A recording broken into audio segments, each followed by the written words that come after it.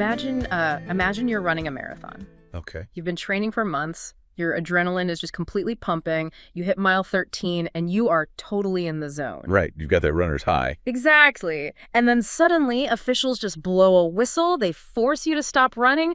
They push you over onto the curb and they make you sit there in the cold to watch like a 15-minute Broadway musical number. Oh, wow. Yeah, that would completely ruin it. Your momentum is just dead, right? Well, that is the exact psychological whiplash that millions of soccer fans experience during the 2026 World Cup final. Yeah, to say the least. If you've looked at a screen in the last 24 hours, you know the internet is absolutely on fire. But we aren't looking at the match itself today.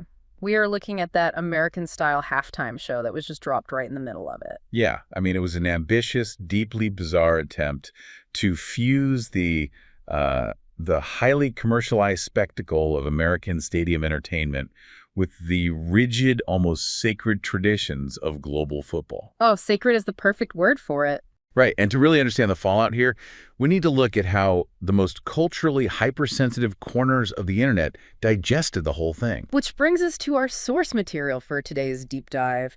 We are pulling apart a massive, wildly active discussion thread from Reddit.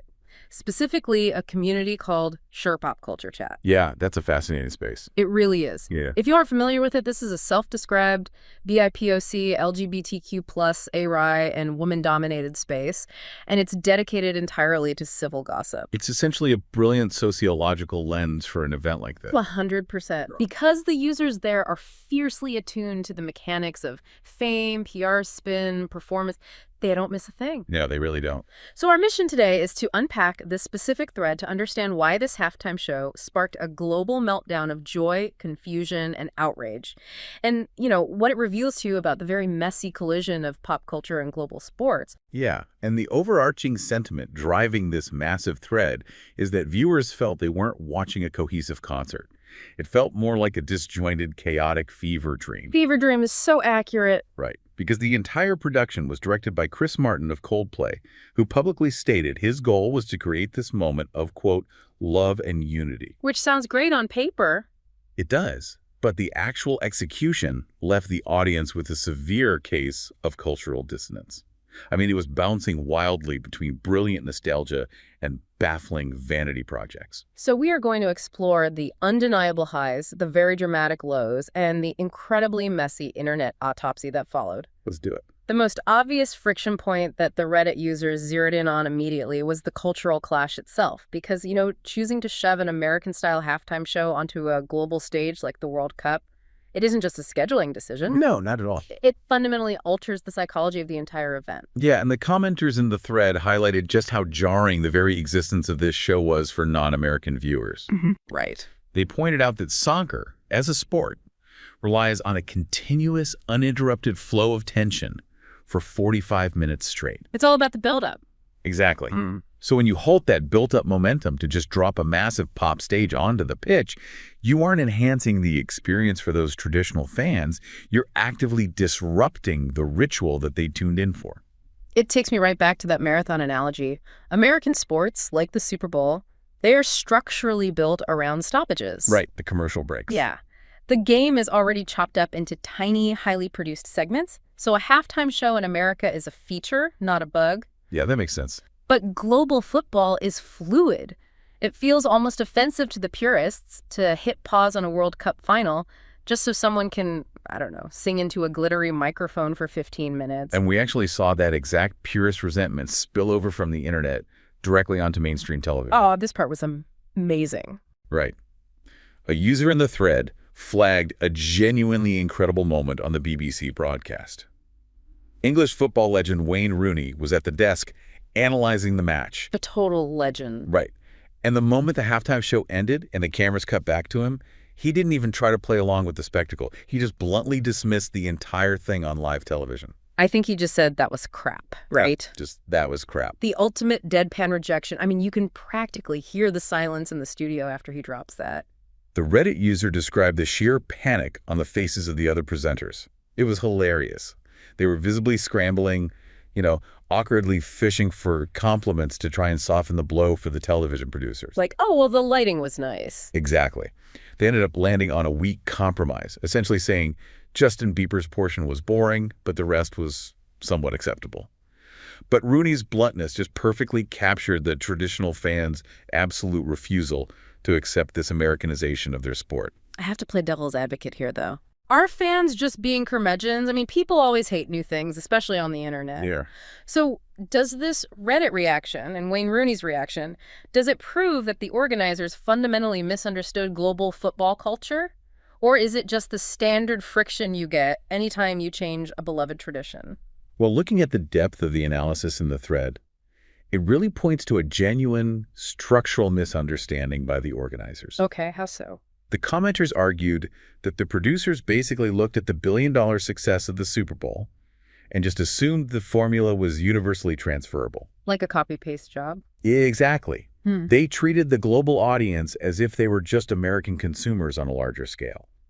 They totally failed to realize that a Super Bowl crowd expects a carnival, whereas a World Cup crowd expects a sporting climax. Oh, that is a great distinction. Right. When you ignore the emotional context of your audience, even a great performance is going to feel like an intrusion. But the irony is, to be fair to the organizers, there were parts of this massive intrusion that the internet absolutely loved. Oh, definitely. Let's shift gears to the undeniable highs, because the thread was completely united when it came to the undisputed queen of the pitch, Shakira. Yes.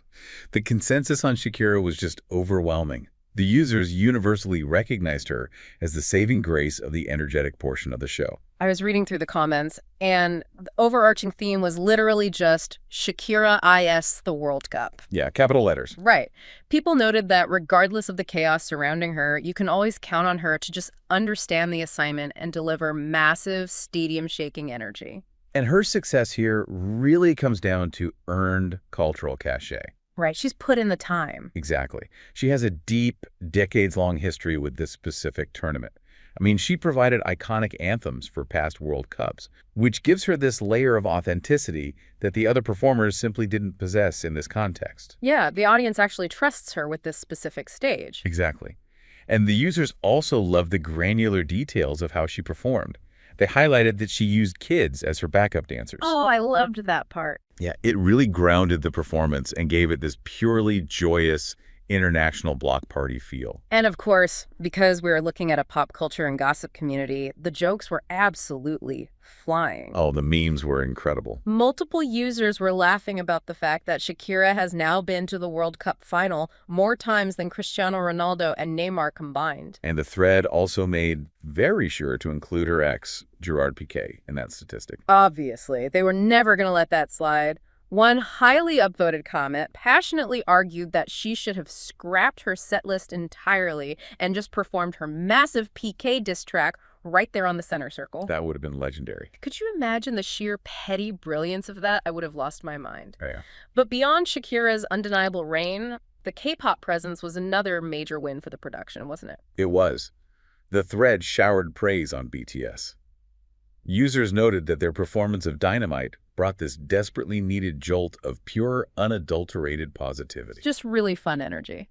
Exactly. They delivered the polished, high-velocity spectacle that a stadium environment actually demands. But, okay, the wildest part of reading this autopsy is realizing that the biggest, most universally beloved triumph of the entire night wasn't Shakira, and it wasn't BTS. No, it wasn't. It was the completely unhinged integration of the Muppets and Sesame Street characters. I mean, it is a phenomenal case study in the psychology of shared absurdity. You had traditional sports fans and pop culture critics alike just finding total common ground over puppets. The comments provide this hilarious emotional whiplash. You can literally track users going from furiously typing, "This is ridiculous American garbage ruining the sport," to, in the very next breath, typing, "Oh my God, my hands are in the air, Miss Piggy and Kermit are here." It worked because it completely bypassed the cynicism of the event. It's incredibly rare to see the Muppets and Sesame Street characters cross over like that anyway, and the production just leaned heavily into niche visual comedy rather than trying to be, like, edgy or cool. Which was so smart. Right. For example, Norwegian users in the thread latched onto this fleeting moment where the Muppets were shown rowing a boat. Oh my gosh, yes. The commenters instantly adopted it as this hyper-specific, lighthearted meme for their country, and they just started filling the thread with chants of Norge I adore when the internet hyperfixates on a 3-second visual and turns it into a cultural monument. It's the best part of Reddit. My absolute favorite detail that a user pointed out was the presence of the Count from Sesame Street. Someone joked that the organizers missed a massive opportunity by not placing a metronome next to him so he could count the yellow cards accumulated during the match. That is so So brilliant. that's 1 yellow card, 2 yellow cards. Oh, that would have been so good. That is the exact kind of brilliant, hyper-niche intersection of sports and pop culture that makes these Reddit threads so valuable for this deep dive. And, those successes, Shakira, BTS, and the Muppets, they all shared a common mechanism. What's that? They stripped away their ego and fully surrendered to the joy, the silliness, and the high-energy celebration of a global party. They embraced the cheese. Exactly. Which makes the sudden, catastrophic drop in momentum that followed even more jarring. Oh boy, yes. Right when that massive stadium energy was peaking, the production made a fatal, incomprehensible pivot. Yeah, they really did. We have to dive into the vibe killer of epic proportions, Justin Bieber's acoustic misfire. To understand the magnitude of this failure, we have to look at the sequencing the Reddit users described. Set the scene for us. So the organizers sent Jason Sudeikis out, fully in character as Ted Lasso, to perform a comedic skit meant to hype the crowd to a boiling point. Okay, so the stadium was buzzing. Yeah, the global audience was primed for a massive, explosive pop anthem. And instead of capitalizing on that hype, Justin Bieber walks out onto the pitch alone, holding an acoustic guitar. Yeah. He doesn't play a massive dance hit. He doesn't play anything recognizable. He uses this prime global real estate to perform a slow, incredibly preachy, religious acoustic song centered around the lyric, Hallelujah. The reaction in the pop culture thread was absolutely brutal. Users described the atmosphere shift as akin to performing at a funeral. It really was. You have 80,000 people geared up for a sporting climax, and he just drained the life out of the room note by note. One user brutally suggested he should have just brought his laptop, hit play on his old dance tracks, and let the crowd jump around. Another commenter drew a devastating parallel. They compared the mood shift to the classic, anyways, here's Wonderwall meme. Oh, that is painfully accurate. Right. It perfectly captured the feeling of being at a great party when someone selfishly kills the vibe by forcing everyone to sit down and listen to their deep acoustic feelings. Yeah, nobody wants that. And users were completely baffled by the lyric, "It's the World Cup, hallelujah." One commenter specifically noted that this song was the exact moment they felt totally liberated to just wander away from their television and go do the dishes. It is such a fascinating phenomenon. I mean, Bieber has practically lived in arenas since he was a child. Right. He knows stadiums. He fundamentally understands the physics of hyping up a massive crowd. So why do artists at that level insist on forcing these stripped-down, raw vanity projects into spaces that clearly demand high-octane entertainment? It's like bringing a poem to a knife fight. Well, it reveals a massive disconnect driven by the auteur complex. Okay, explain that. When artists achieve a certain level of astronomical fame, they often become trapped in an echo chamber. The acoustic guitar becomes a crutch, It's a universal symbol signaling to the world, I am a serious musician, take my art seriously. Ah, I see. But as the Reddit users correctly diagnosed, a World Cup final is not MTV Unplugged. It is a gladiatorial arena. The audience doesn't want your vulnerability, they want your energy. Give us nothing was a recurring critique in the thread, which, by the way, is such a devastating insert from pop culture fans. Oh, it cuts deep. It really implies you didn't even care enough to try and meet the audience where they were. And the user synthesized some crucial context to explain this arrogance. They traced this specific, preachy performance choice directly to Bieber's recent, highly publicized evangelical phase. Right, the religious pivot. Yeah, the thread connected the dots, referencing reports of a $7 million payment Bieber allegedly made to his pastor. See, that is exactly why this specific community is so insightful. They always bring the receipts to explain the weird behavior on screen. Exactly. They contextualize the art with the gossip. Another user specifically pointed to Judah Smith, a prominent pastor who was recently featured on a Lana Del Rey interlude, and connected him directly to Bieber's inner circle. Oh, wow, the plot thickens. The consensus in the thread wasn't that Bieber was bravely showing his authentic self. The consensus was that he was acting more like a prophet than an entertainer, entirely prioritizing his personal spiritual branding over the audience's experience. Which brings us to the architect of this disjointed mess, Chris Martin. As we mentioned earlier, his stated directive for this halftime show was to project a unified message of love and unity overcoming hate. A very noble sentiment on paper, but the users felt the execution was an unmitigated disaster, especially when held up against recent history. Yeah, the comparisons were tough. Commenters brought up Bad Bunny's previous halftime show as a direct comparison. Oh, that show was incredible. Right. Bad Bunny managed to convey that exact same overarching message of love and global unity, but he did it through an incredibly cohesive, culturally resonant, and virally stunning performance.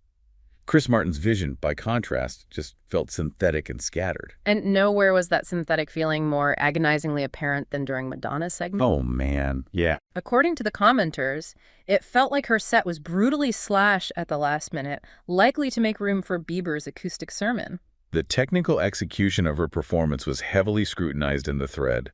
She was apparently building up to her classic track, Danceteria, and the music just abruptly stopped. Wait, it just cut off? Yeah, just totally stopped, leaving the audience completely disoriented. That is so awkward. Furthermore, users pointed out that her vocals sounded noticeably aged, leading to widespread speculation that the entire performance was entirely pre-recorded and poorly mixed. Yikes. It just reinforced the feeling that Martin's grand vision of organic unity was actually just a heavily manufactured plastic product. If you wanted undeniable proof of how this plastic production was landing in the stadium, the broadcast directors actually provided it. They did? They gave the audience these hilarious, iconic cutaways to the VIP section, showing how the football legends were, well, enduring the spectacle. The visual evidence of their misery was striking. Both the Brazilian legend Ronaldo and Ronaldinho were caught on camera looking completely blank. One user described their expressions as looking entirely lobotomized. That's harsh but fair. The absolute best visual description from the thread was that Ronaldo looked like he was sitting perfectly still behind a steering wheel, just staring dead ahead with a frozen, captive smile on his face. It perfectly encapsulated the hostage-like feeling of the entire ordeal. But, the failure of this show went far deeper than just bad pacing or pre-recorded vocals. Right. It got much heavier. The users on our Pop Culture Chat zeroed in on a massive, glaring ideological dissonance that completely destroyed the show's core message. And look, before we dive into this specific part, we have to be incredibly clear here to you, our listener. We are strictly reporting the views and the commentary of the Reddit users in this thread. Exactly. We are absolutely not taking a political stance or endorsing these viewpoints at all. We are just holding up a mirror to what this specific community was saying about the broadcast. Right, exactly. Just the messenger here. So, looking strictly at the user commentary, they flagged a profound visual contradiction on the field. The halftime show spent 15 minutes desperately trying to push a heavy-handed, warm and fuzzy message of global love and unity. Right. But the commenters found this message to be aggressively hypocritical based on the specific VIPs chosen by the organizers to actually present the World Cup trophy. Yeah, the thread erupted over the fact that Donald Trump and FIFA President Gianni Infantino were the figures standing on the pitch to hand over the trophy. The optics were wild. And to compound the bizarre imagery, a user pointed out that the trophy itself arrived housed in a custom Louis Vuitton case, adding this layer of extreme corporate luxury to a moment that was just preaching grassroots global unity. The juxtaposition was simply too absurd for the internet to ignore. The users in this space labeled these specific figures as morally corrupt, with one commenter directly referring to a bigot in chief. Again, pulling these exact phrases straight from the Reddit reaction. Right. Their words, not ours. Exactly. They viewed the halftime show's forced message of love as hilariously dystopian when placed literally side by side with highly controversial power brokers and luxury fashion conglomerates. It completely shattered the fragile illusion Chris Martin was attempting to build. You just can't reconcile the two. No, you can't. You cannot successfully sing a manufactured song about world peace when the blunt visual reality of global politics, deeply entrenched power dynamics, and corporate wealth is staring the audience right in the face. Yeah, it falls completely flat. And the crowd inside the stadium reportedly felt this exact same dissonance. The thread noted that the organizers even trotted at a cringe-inducing boxing-style announcer to artificially hype up the trophy presentation, and the stadium crowd simply rejected it. They completely refused to buy into the artificial enthusiasm. We saw right through the gloss. Which brings us to the ultimate question. When you look back at the 2026 World Cup halftime show, How are you going to remember it? It's a great question. I want you to really reflect on how you consume these massive billion-dollar cultural flashpoints. Do you actually deep down want these spectacles to be flawless, smooth, and perfectly executed? I mean, maybe not. Right. Uh-huh. Or is the messy, disjointed chaos and the absolutely savage, brilliant internet autopsy that follows the real entertainment you show up for? Well, if we look back at Chris Martin's stated goal to bring the world together in a shared moment of love and unity, the music, the production, the acoustic guitars, and the political dissonance all completely failed to achieve that. A total miss. The show was an undeniable disaster. But ironically, the sheer, inescapable awkwardness of that disaster managed to perfectly unite a heavily divided internet. Wow, that's so true. For one brief, shining moment, the entire globe was given a shared communal experience of sitting on the digital couch and tearing the exact same thing apart in the comments section.